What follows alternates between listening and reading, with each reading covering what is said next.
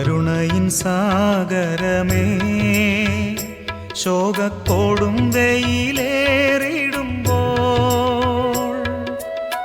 മേഘത്തിൻ തണലരുളി എന്നെ സാന്ത്വനമായി നടത്താൻ.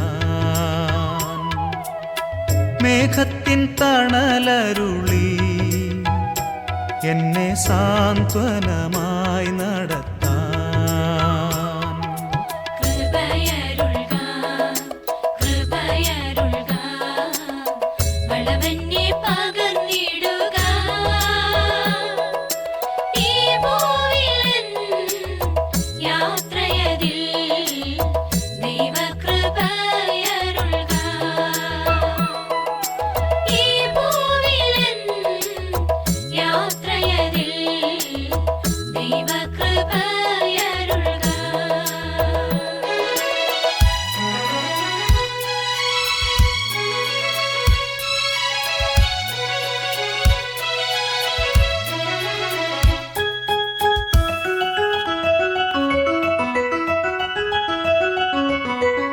രോഗങ്ങൾ പീഡകളും നിന്ദ പരിഹാസമേറിടുമ്പോൾ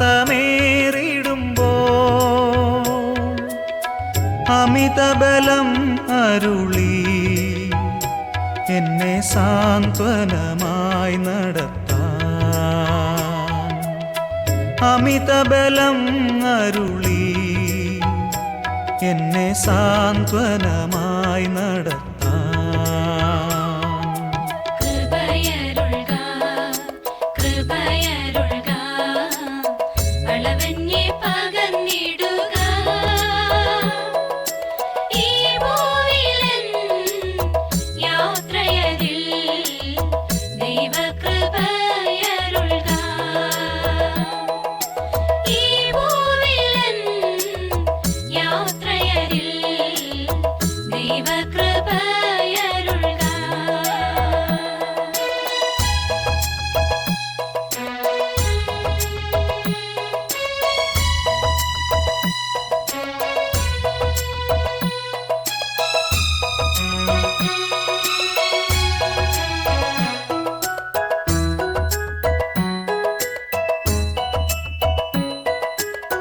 ഉറ്റവർ ബന്ധുക്കളും എല്ലാ സ്നേഹിതരും വെറുക്കിൽ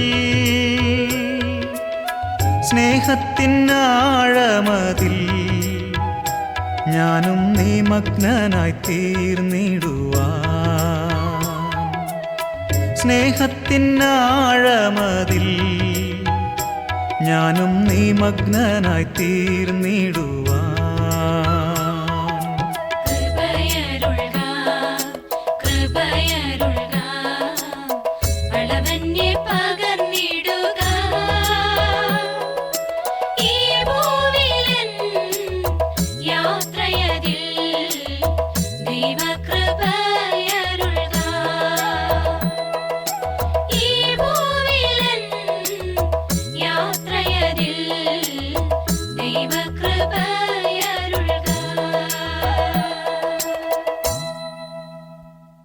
നൂറ്റി സങ്കീർത്തനം 49 വാക്യത്തിൽ ഇങ്ങനെ എഴുതിയിരിക്കുന്നു: നീ എന്നെ പ്രത്യാശിക്കുമാറാക്കിയത് കൊണ്ട് അടിയനോടുള്ള വചനത്തെ ഓർക്കണമേ. ഇവിടെ ചിന്തനീയമായ ഒരു പദം പ്രത്യാശിക്കുമാറാക്കി എന്നുള്ളതാണ്. ദൈവം നമ്മെ പ്രത്യാശിക്കുമാറാക്കുന്ന ദൈവമാണ്.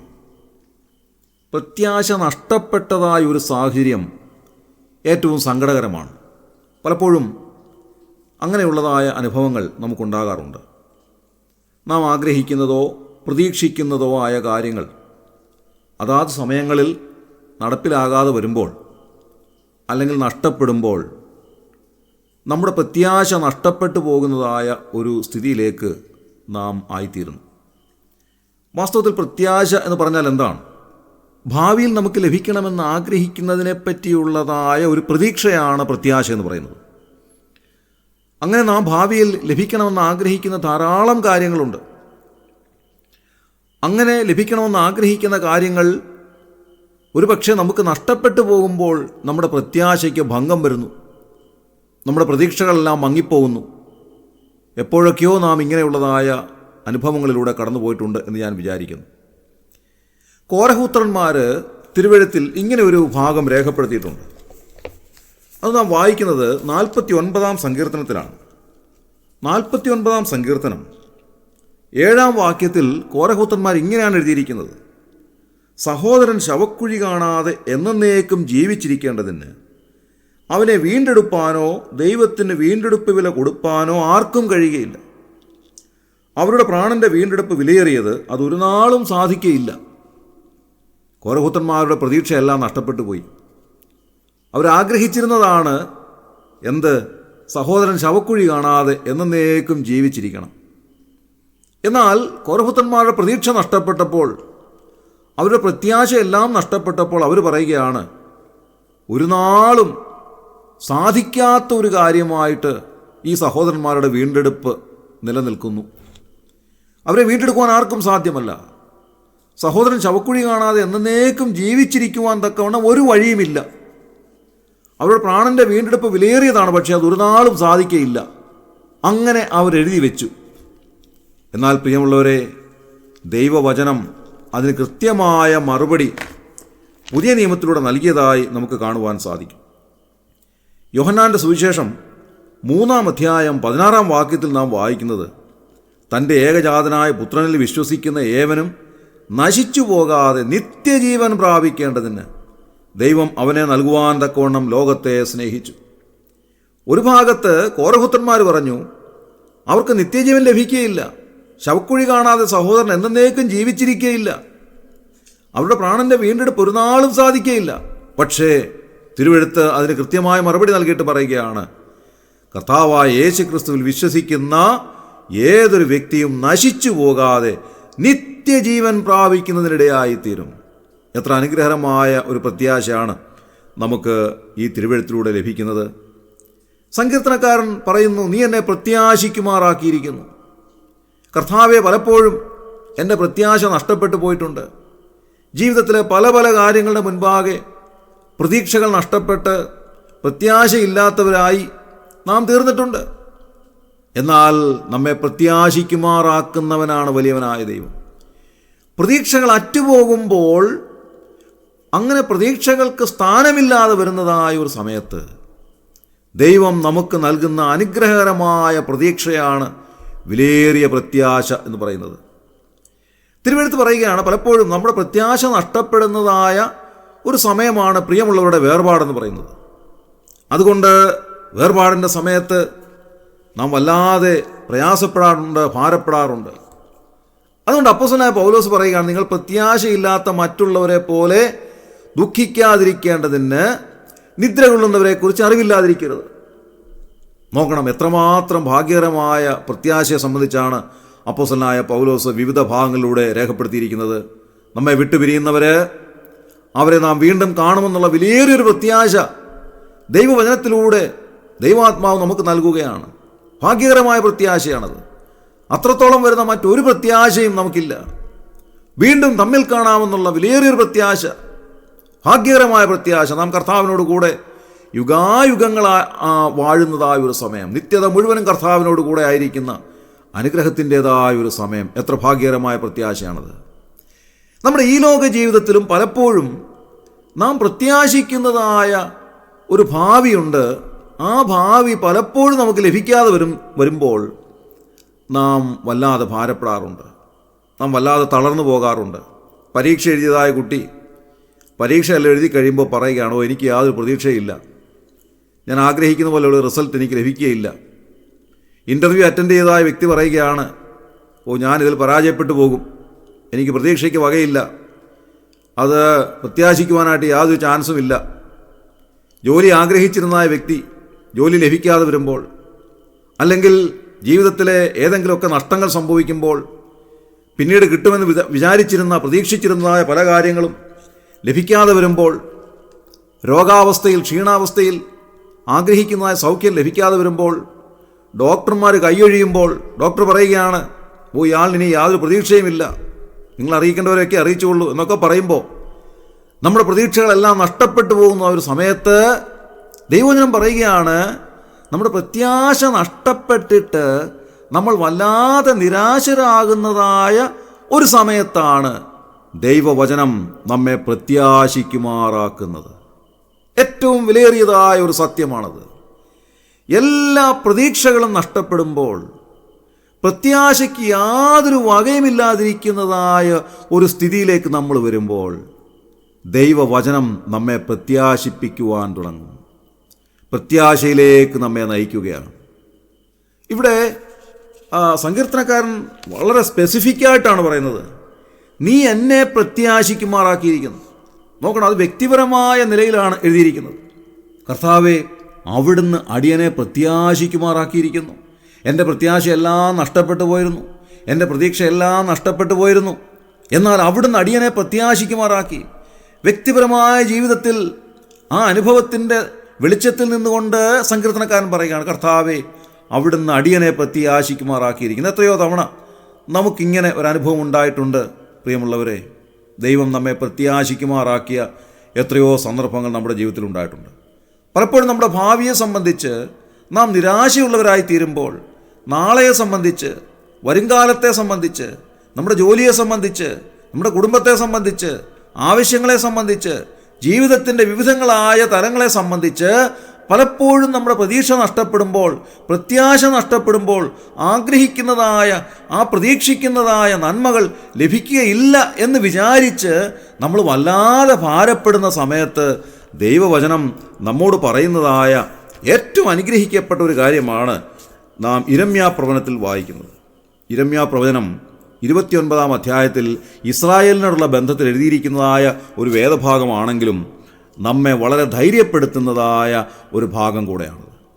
ഇസ്രായേൽ അവർ അടിമത്തത്തിലേക്ക് പോയപ്പോൾ, അന്യരാജാക്കന്മാരുടെ കരങ്ങളിൽ ഏൽപ്പിക്കപ്പെട്ടപ്പോൾ, പ്രത്യേകിച്ച് ബാബേലിലേക്ക് അവർ പോയപ്പോൾ അവരോട് പറയുകയാണ്, നിങ്ങൾ പ്രത്യാശിക്കുന്ന ഒരു ശുഭഭാവി ഉണ്ടല്ലോ, അത് ഞാൻ നിങ്ങൾക്ക് നൽകും.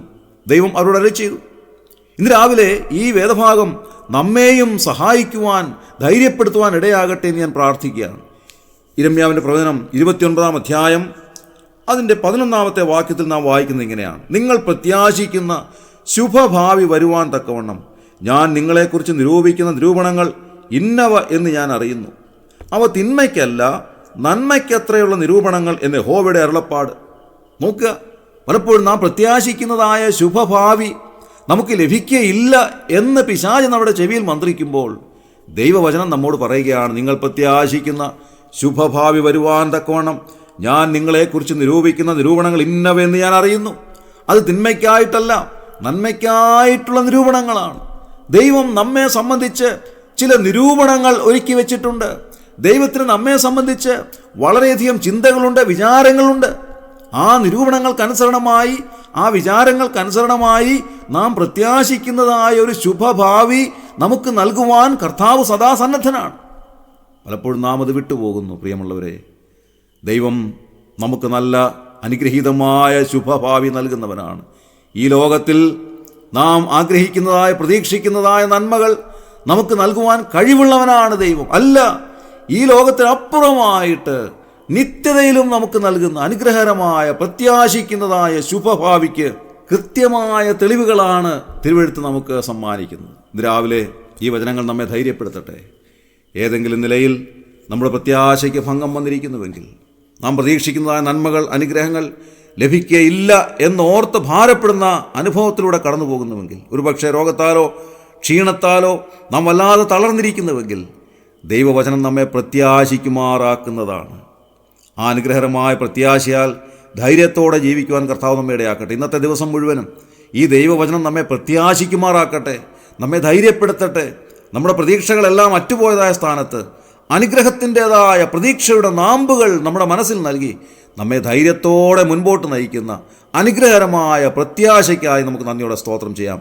നമ്മുടെ കണ്ണുകളെ അടയ്ക്കാം, പ്രാർത്ഥിക്കാം. ക്രിസ്തുയേശുവിലൂടെ ഞങ്ങളെ അതിവാത്സല്യമായി സ്നേഹിക്കുന്ന സ്വർഗീയ പിതാവാൻ നല്ല ദൈവമേ, അനുഗ്രഹകരമായ ഈ പ്രഭാതത്തിനായി ഞങ്ങൾ നന്ദിയോടെ സ്തോത്രം ചെയ്യുന്നു.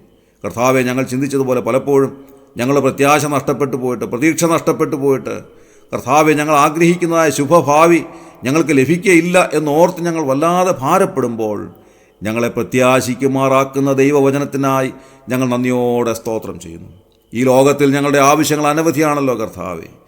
പലപ്പോഴും ഞങ്ങൾ അതിൻ്റെ മുൻപാകെ പകച്ചു നിന്നിട്ടുണ്ട്. കർത്താവെ, പലതും ഞങ്ങൾക്ക് ലഭിക്കുകയില്ല എന്നോർത്ത് ഞങ്ങൾ വിലപിച്ചിട്ടുണ്ട്. എന്നാൽ ഞങ്ങളെപ്പറ്റി അവിടുന്ന് നിരൂപിക്കുന്ന നിരൂപണങ്ങൾ ഇന്നവയെന്ന് അവിടുന്ന് അറിയുന്നു എന്ന് ഞങ്ങൾ ഇന്ന് രാവിലെ വായിക്കുകയായിരുന്നു. കർത്താവെ, ഞങ്ങളെ അനുഗ്രഹകരമായ പ്രതീക്ഷയിലേക്ക് നയിക്കുവാൻ, ഞങ്ങളുടെ പ്രതീക്ഷകൾ ഞങ്ങൾക്ക് നൽകിത്തന്ന്, ഞങ്ങളുടെ പ്രത്യാശകൾ ഞങ്ങൾക്ക് നൽകിത്തന്ന് ഞങ്ങളെ അനുഗ്രഹിക്കുവാൻ തക്കവണ്ണം അവിടുന്ന് മതിയായവനാകിയാൽ ഞങ്ങൾ നന്ദിയോടെ സ്തോത്രം ചെയ്യുന്നു. കർത്താവെ, ഈ ലോകത്തിൽ മാത്രമല്ല വരുവാനുള്ള ലോകത്തിലും അനുഗ്രഹകരമായ ഭാവി പ്രത്യാശ ഞങ്ങൾക്ക് സമ്മാനിക്കുന്ന, നിത്യജീവനിലൂടെ ഞങ്ങൾക്ക് സമ്മാനിച്ചിരിക്കുന്ന അനുഗ്രഹകരമായ ആ ഭാവിക്കായി ഞങ്ങൾ നന്ദിയോടെ സ്തോത്രം ചെയ്യുന്നു. ഇന്നത്തെ ദിവസം കർത്താവെ, ഈ വചനത്തിൽ പ്രത്യാശിക്കുമാറാകുവാൻ ഞങ്ങളെ സഹായിക്കണമേ. നഷ്ടപ്പെട്ടു പോയതായ ഞങ്ങളുടെ പ്രതീക്ഷകളുടെ മുൻപാകെ പകച്ചു നിൽക്കുകയല്ല, അവിടുത്തെ വചനം നൽകുന്നതായ ആത്മധൈര്യത്തോടെ ഞങ്ങൾ പ്രത്യാശിക്കുമാറായി കർത്താവെ ധൈര്യത്തോടെ ജീവിപ്പാൻ ഞങ്ങൾ ഇടയാക്കണമെന്ന് പ്രാർത്ഥിക്കുന്നു. ഈ ശുശ്രൂഷയെ സംബന്ധിച്ച് എല്ലാവരെയും ഒന്ന് അനുഗ്രഹിക്കണമേ, സഹായിക്കണം. അവിടുന്ന് അങ്ങനെ ചെയ്തതിനായി ഞങ്ങൾ നന്ദിയോടെ സ്തോത്രം ചെയ്യുന്നു. ഞങ്ങളെ പ്രത്യാശിക്കുമാറാക്കുന്നതിനായി ഞങ്ങൾ നന്ദി പറയുന്നു. ഞങ്ങളുടെ കർത്താവിന് രക്ഷിതാവുമായ യേശു ക്രിസ്തുവിന്റെ വിലയേറിയ നാമത്തിൽ താഴ്മയും വിനയമായി ബോധിപ്പിക്കുന്നു. കൃപയുണ്ടായി കേൾക്കുമാറാകണമേ സ്വർഗീയ നല്ല പിതാവേ. ആമേൻ.